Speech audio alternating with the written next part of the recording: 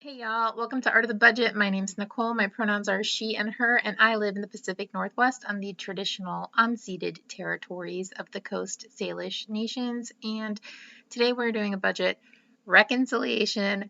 I want to get this up tomorrow on Tuesday, and I'm not going to lie, I just almost did my budget plan for November because I wanted to avoid this so much. Before we get into the numbers, if you're new here, thank you so much for stopping by. If you are returning, as always, I appreciate you helping me stay accountable to my budget. And, appreciate you coming back. This is bad, y'all. I am $1,884.66 over budget. Wow. I need to fix this. And in just a moment, I will get to how I'm going to do that. So first, I just want to hit, as always, the highlights, the good, the bad, the ugly. Honestly, there really isn't much good. I was budgeting off of 2,000. Oh, you know what? I just realized it doesn't really make that much of a difference, but this is the one number I didn't change. So 2972.57. Okay, got my notes right here. So I budgeted off to 2,900, but I brought in $2,972.57. So I had about $72 extra. So that does bring my number down a little bit. So I will take it. Okay, I think I did all of the other numbers. Oh, there was one other good thing. So I did get a refund from the terrible dentist that I went to months ago. It took them literally a year, but that's fine. It was actually money that I had paid through my FSA. I did just check with my HR person. She said if the FSA is over and it was, a year later that they gave the refund, that I don't need to worry about it. So, thank goodness. And that's pretty cool. So that was a little extra money I brought in. That's the only good. In the bad. It's pretty bad here. So for groceries, I had planned to spend $198 and I spent $455.84. Now I think I used the term groceries a little bit what is the word, like liberally, and also I did some like luxurious shopping at the farmers market. I went to 2 farmers markets this month, and um, but again, as I mentioned in my last check-in, it wasn't like I was really, eating lavishly. I just was not very organized, ultimately, and a fair amount of the stuff, went into like the freezer and stuff like that. But so Butcher Box was $137. I forgot to turn that subscription off, and I got a box full of high quality beef, but I had just bought an eighth of a cow this summer. So, just so sort of silly things like that. 455.81.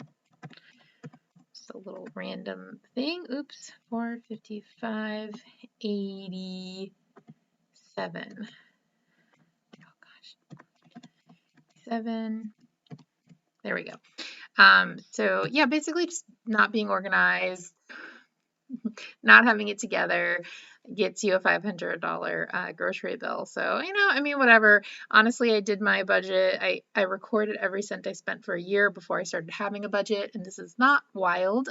This is kind of like, yeah, if I was going in with no plan, what would happen? Now, in restaurants, I had planned to do a little more eating out and doing social things. And so I had planned this at 240 instead of the usual 100, and I actually came in a little under, so I guess we'll call that a win. But yeah, this was considerably over, and then household was a bit over too, and that was again because I had forgotten to postpone my toilet paper subscription, which honestly is a great deal in my humble opinion when you need it, but I didn't need it, so I have a lifetime supply of toilet paper. Considering we just never know when the next wild blow is coming, probably not too bad of a deal to have a little extra toilet paper around. But anyway, That was another bad thing. And then really, I guess by bad, I just mean overspending. None of those things are particularly bad. Like, okay, yeah, I spent a little extra money on groceries and toilet paper, and was not very organized. It happens. But where I really overspent were four important things and things that I decided it was worth overspending for. For the last several years, if you've been a regular watcher, I have did okay at planning ahead for travel. I don't always use my sinking funds completely in the way they should be used, but I feel, done a pretty good job of planning ahead for travel and also using credit card hacking to get really low priced flights the last several years.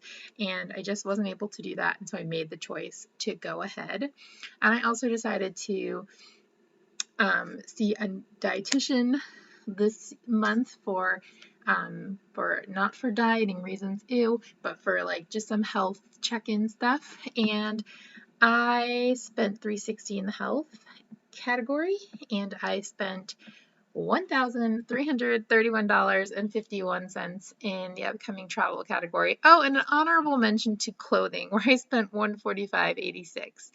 And of course, $82.98 of that was for Miss Rebdoll's order that I ended up returning. I'm glad that I went ahead and put this in here in my budget check-in though, because I didn't realize this.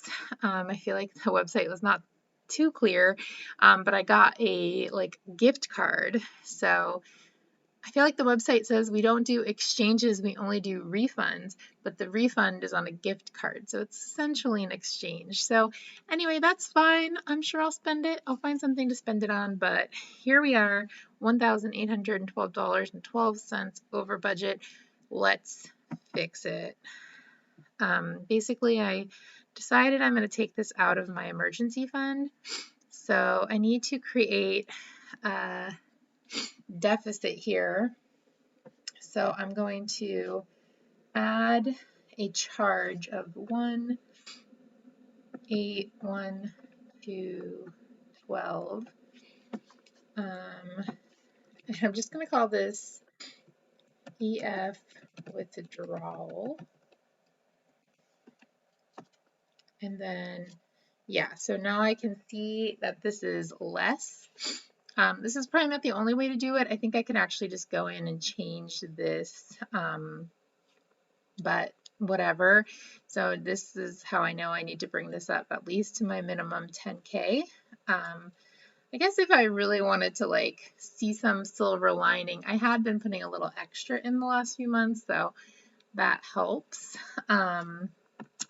And then I'm going to go up here to income, to miscellaneous income, and I'm going to add income in the same amount, 1812.12. If anyone uses every dollar and knows a better way to do this, let me know.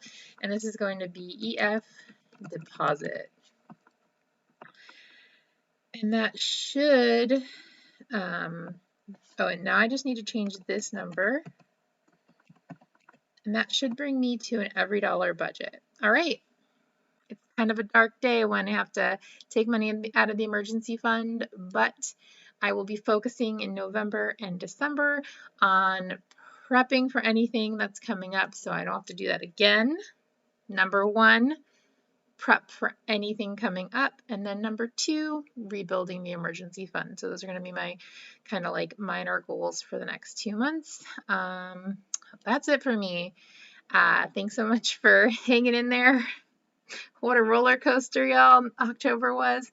And I hope that you are doing well. Let me know how your October went. Oh, by the way, if you dressed up for Halloween, let me know what you were for Halloween. I didn't dress up. I was a ceramic artist for Halloween. I made some work for a wholesale order that I got recently. Woo! Anyway, I will see you in the next video.